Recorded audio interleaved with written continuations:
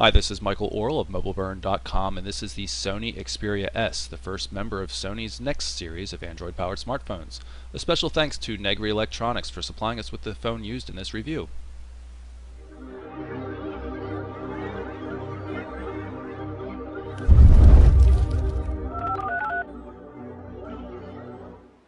So here we have the Sony Xperia S. Power up the display with the power button right here. Unlock it with a swipe. It's a 4.3-inch display across the diagonal, 720p resolution, so that's 720 pixels by 1280 pixels. Down here at the bottom we've got three different controls, these little dots here. I'll move in a little bit closer and you can perhaps see them in the clear section here if I put my finger behind it. It's back, home, and menu. There's no dedicated search button. And in spite of the fact that the labels are here in the clear section of the body, you actually have to tap where the dots are. And that can be a little confusing at first, but you do get used to it. I do have to mention, though, that the dots don't seem to be as sensitive or usable as I would have hoped for. A couple of times, through any kind of normal session, I'll tap on something and not get the response I'm expecting. In any case, you can see that clear section there. It's really quite slick. Can't tell in the video here, I'm sure, but there's actually a very fine mesh grid of wires going through there because the antenna is down here in the bottom piece of the device. It's pretty cool. Take a look at the rest of the hardware design. Relatively thin device. It's about 10.6 millimeters thick. You see we've got a covered micro USB slot here. It's a little finicky though, the cover, a bit of a pain. Device weighs about 144 grams, which is not too bad. Up top, the power button and a 3.5 millimeter headphone jack. And on the right hand edge, there's a covered micro HDMI port, volume control, and then a dedicated camera shutter button. And the cool thing with the camera shutter button is it can be used to activate it. Even when the phone's already locked, it'll activate the camera. You can even have it set up so as it will activate and take a picture immediately. And again, you see the clear section of the device here. Nothing too much on the bottom except for a speaker port and a microphone pinhole. Take a look at the back. And there's where we have the main 12 megapixel camera, 12.1 megapixel. A nice bright LED flash, another speaker port, and presumably another microphone, secondary microphone. The rear cover, though, I'm not real pleased with it. Take a close look up at the top. You can see it doesn't always seem to fit real tightly. It's very simple to take off, but it's quite flimsy, and it just doesn't really suit me in terms of build quality. Just the gap's too big. It just doesn't feel as rich as it ought to.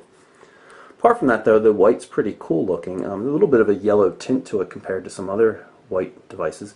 And you might be able to see the lighting in the clear section here, which comes on occasionally when the phone's activated. It's pretty neat. In addition to my concerns with the quality of the rear cover, I have some issues with the display as well. One of them is the viewing angle. While the device looks really good, the display looks really good straight on, whether it's basically darks or whites. When you get at an angle, it's a little hard to see here, but dark images really look poor. The viewing quality takes a real hit when you're off center, and you don't have to be too far off center. I'm just making it a little more extreme here so you might have a chance of seeing it in video. But it's been noticed by most of the people that I've showed the device to, and I find this to be a little bit odd for something carrying the Sony brand, Sony being known for displays, and this device claiming to have Bravia technology, which should be improving things. I just haven't really found it to be up to par with other 720p displays.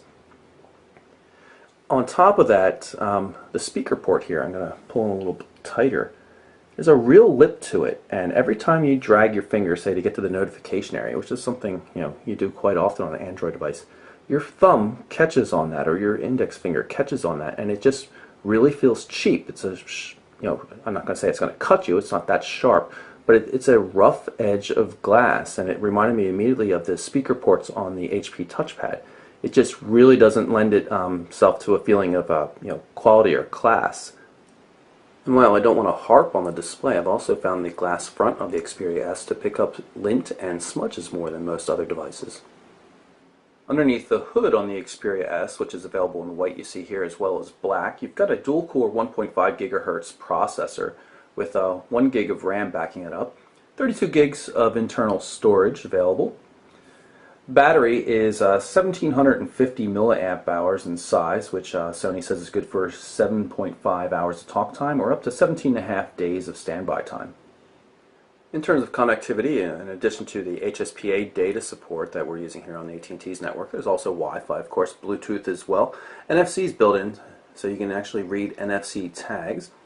DLNA support, if you want to use a Wi-Fi connection to output video to your DLNA compatible TV or other media device. And of course, you also have access to the HDMI port that I mentioned earlier. Okay, so let's take a look at the home screens on the Xperia S here. One of the things right off the bat that I really like is when you do a pinch gesture, instead of showing you thumbnails of the displays, it actually just shows you all the available widgets. Basically, you can just tap on the widget and you know what you want to do. For example, I don't know what screen it's on, but if I wanted to get to music and videos, I just tap on that widget and it takes me to the appropriate screen. I think that's a really good way of representing things because it actually bases it on functionality rather than some arbitrary position of a home screen. On top of that, you've already seen the notification area. There's not too much going on there. There's no shortcuts or anything like that. Sony has put in a bunch of really cool widgets, though. A lot of them are animated. You can see like this power control one here. It actually flips around. It gives you a larger screen view of it, and then you just tap outside of it to close it. It's the main menu. Horizontally sliding paged view. No real options here.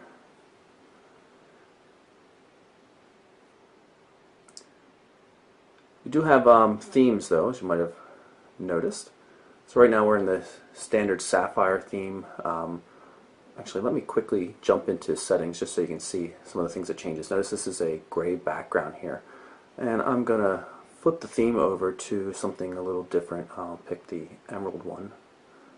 Okay, not only does it change the background, but when I go into an application such as settings, you'll see that it's now green.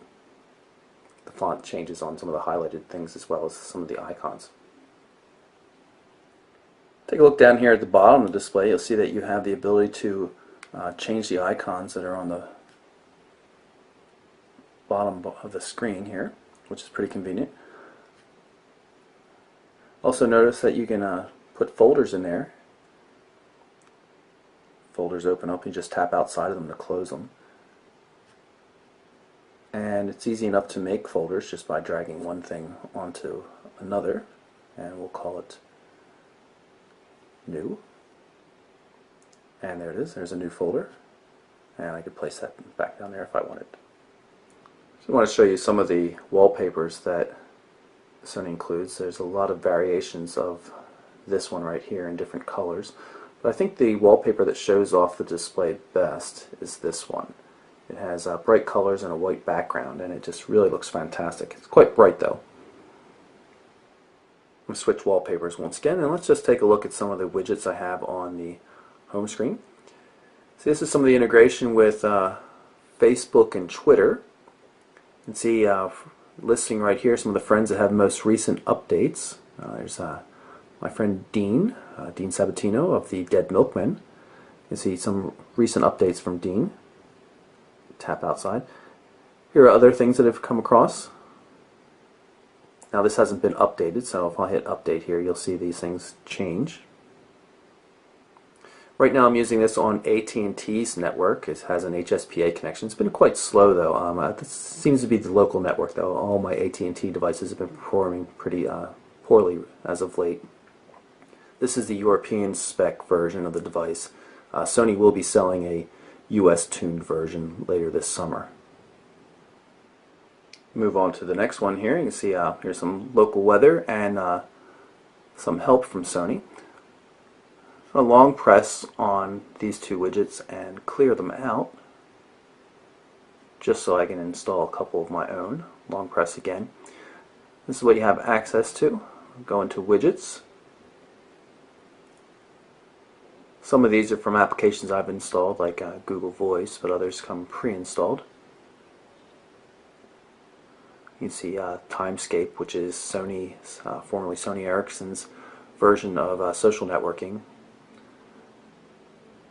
For example, we can put a Timescape share, so I could type something in here and then send it out to multiple services.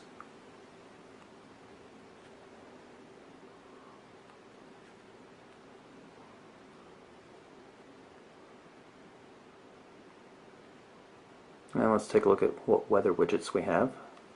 Maybe get something a little bit larger here.